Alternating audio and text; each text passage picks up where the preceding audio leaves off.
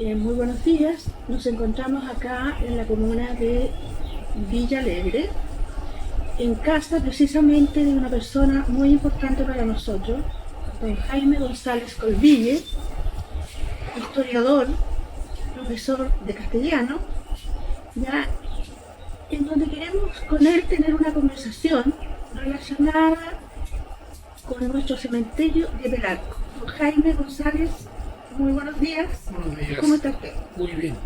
Muchas gracias por recibirnos acá en su casa. Mucho gusto. Don Jaime, ¿cómo se instala esto dentro de lo que llevamos en nuestro universo, el concepto cementerio? ¿Qué nos puede contar o comentar de esa situación? Bueno, el cementerio tiene una raigambre cristiana, ¿no? Es una institución, por así decirlo, que se creó casi con la partida de la instalación de las primeras iglesias, después, digamos, de la muerte de Jesucristo, la instalación del Papa Pedro, en fin. Se crea el cementerio, que significa dormitorio, como una forma de guardar los restos de aquellas personas que habían pasado por la vida y formaban parte o habían formado parte de las familias de las diversas personas. El hecho de guardar los restos tiene un simbolismo de rendirles homenaje. Los japoneses lo hacen, otras razas, otros países también lo hacen con distintas creencias, pero en el concepto cristiano es porque el alma, ¿cierto?, trasciende al cuerpo y guardarlo, sus restos, en cierta manera honrar lo que queda de ellos y recordarlos en el lugar donde están para descansar. Los cementerios, en un primer lugar, fueron los propios templos.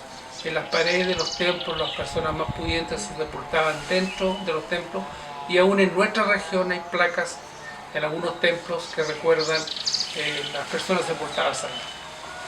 Como decía anteriormente en su presentación, nosotros tenemos una vaga información. Sabemos que nuestro primer cementerio estuvo en un sector denominado Pelarco Viejo, y recién en 1807 el párroco de ese momento solicitó a Santiago en esta ocasión la necesidad de tener un camposanto en Pelarco. Se dicen muchas cosas al respecto, se dice que hubo exhumación de cuerpos que fueron trasladados. ¿Usted algo sabe de eso también, don Jaime, que nos ayude a clarificar esto? Bueno, el primer templo de Pelarco estuvo es de 1780, y el párroco Justo Alvarado construyó a 17 kilómetros al poniente de Pelarco, lo que hoy día sería Santa Rita aproximadamente. No ha sido posible ubicar exactamente el lugar, pero ahí, con una donación que le hizo la familia Ovalle, don Antonio Ovalle, se construyó un templo y un pequeño cementerio. Efectivamente, cuando en 1811 se ve que ese lugar era muy húmedo, y don José Santos Besoaín, que era un agricultor del lugar, les dona un terreno en el Pelarco actual para formar ahí el templo, construir ahí el templo, con bastantes recursos. Se ubica también el cementerio 1857, 1855, 1857, en que se construye el templo con un arquitecto alemán muy destacado, que era don José Benito Mannheim Leblanc. Este arquitecto construyó numerosos palacios en Santiago, construyó el templo de Yerbabuena y se atrevió con el ladrillo en Pelarco, que era una construcción hasta el día de hoy extremadamente difícil.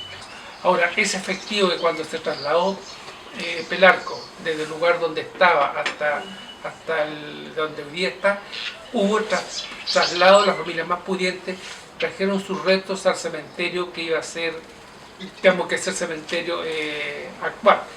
De manera que ese cementerio de Pelarco es uno de los más antiguos de la zona, ¿no? Pensando en el primero que hubo y el que hubo hoy día, es uno de los más antiguos. Y el que era párroco del primer templo y que estaba bajo tuición de él era el padre de Talca, Pedro Pablo de la Carrera, que fue el sacerdote que bautizó a O'Higgins, que hizo el bautismo de O'Higgins siendo niño cuando llegó a Talca de 10 años para criarse en Talca, porque don Ambrosio no quiso, digamos, que se supiera que él tenía un hijo natural en Chile, Ambrosio O'Higgins, que era gobernador.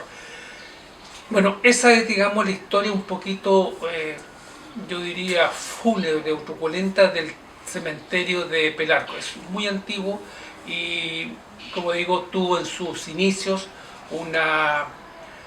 este traslado que es casi único en el país y que hoy día lo ha transformado en uno de los cementerios, yo diría, de mayor raigambre patrimonial de nuestra zona. Casi similar al de Talca, casi similar al de Linares. El 1 de noviembre, ¿cómo ve usted esa fiesta que se hace, que realmente se celebra, sí. Es peregrinación prácticamente, Sí. Lo que pasa? Mira, el 1 de noviembre es una fecha muy antigua. Fue instaurado por el Papa Gregorio IV en el año 884. O sea, estamos hablando prácticamente casi 1000 años atrás, ¿no? Y fue instaurado porque en esa época había muchas fiestas paganas que se hacían en homenaje a los muertos, entonces quiso instaurar una fecha que recordara a los muertos digamos, de un punto de vista cristiano. Instauró esta fecha, se expandió rápidamente por el mundo cristiano y la tradición viene de esa época, que es bastante antigua, estamos hablando de casi 1000 años atrás, ¿no? Fue un papa muy combativo, fue un papa, tuvo mucho carácter, Gregorio IV, y se le recuerda por uno de los hombres que más afirmó la fe cristiana en ese momento, que era bastante difícil. Hay que pensar que el año 884 es anterior a la Edad Media, que es del año 1200, anterior al descubrimiento de América. O sea, esta fiesta es muy remota, viene de muchos años, y si pudiéramos fijar una fecha, estamos hablando del año 884 aproximadamente, ya que incluso no se sabe cuándo nació el Papa Gregorio IV y no se sabe cuándo inició su pontificado. Incluso se dice que cuando inició su pontificado aún no era obispo y se le ordenó obispo después de ser Papa. Pero él instauró esta fiesta de celebrar el 1 de noviembre el Día de los Muertos, o el Día de los que partieron, y celebrarlo concurriendo a las tumbas. Don Jaime, ¿qué me puede decir su opinión con respecto a que para el 1 de enero se abren los cementerios en la noche? ¿Por qué esto? No tenemos claramente a qué se debe esta manifestación del pueblo de acudir a los cementerios en la noche. Bueno, esta es una costumbre que en Chile debe tener unos 20 o 30 años. Yo siendo niño no recordaba que uno hubiera ido al cementerio los 1 de enero. Pero en Europa sí se hacía desde hace muchos años. En París el cementerio Père Lachaise abre las puertas. También lo abren los cementerios alemanes, los españoles, porque para el europeo la muerte no es algo tan lúgubre como para nosotros, ¿no? Para nosotros es un sentimiento de mucho respeto, de mucho temor. Los cementerios causan mucho temor de noche, en fin. Pero para el europeo no, el europeo ya esta etapa ya la tiene superada. Y como digo, de hace unos 30 años se tomó en Talca esta idea, se fue difundiendo, y hoy día ya es una costumbre que es muy difícil de despegar de la realidad, salvo por la situación actual que tiene el país, pero se fue expandiendo y es una costumbre. También lo otro que que siempre nos ha causado, no sé si exista algún mito, no sé, con respecto a los funerales, específicamente del cuerpo de bomberos en la noche. ¿Usted conoce algo al respecto? ¿Por qué? Sí, mira, es una costumbre en 1891, cuando fue la revolución contra el gobierno de Balmaceda, hubo una instancia de estado de sitio en todo el país. Entonces hubo funerales de bomberos que se hicieron en esa época, y para evitar contingencia en el día se les permitió a los bomberos sepultarse de noche. La misma costumbre fue seguida por el resto de las personas para que no hubiera, digamos, en el día riesgo de alguna actividad. Digamos, Balmaceda puso estado de sitio, tuvo un ministro de Interior, Godoy Cruz, que instauró la pena de muerte sin ninguna vacilación. En Tutagán se fusilaron 4 personas acusados de volar un puente. Lo mismo pasó en la matanza de Locañas, donde se mataron a cerca de 70 jóvenes que estaban reunidos para ver cómo podían complotar contra Balmaceda. Locañas está hacia Vicuña Maquena, Florida. Y sorprendidos por la fuerza del gobierno, agosto de 1891 fueron muertos todos. Y a todos ellos, los muertos, se les permitió sepultarse, pero de noche, para que no se formara la expectación del funeral de día. Pasada la revolución, los funerales volvieron a ser hechos de día, pero los bomberos mantuvieron su costumbre de hacer sus sepultaciones de noche, que se mantiene hasta nuestros días. Don Jaime, quiero un mensaje suyo para nuestra comuna y quedamos en espera de su información, que va a ser muy válida para nosotros para poder empezar como a armar una historia, como le decía anteriormente, de la procedencia de todo lo que nosotros tenemos en este minuto que llamamos patrimonio, tradiciones, costumbres, por favor.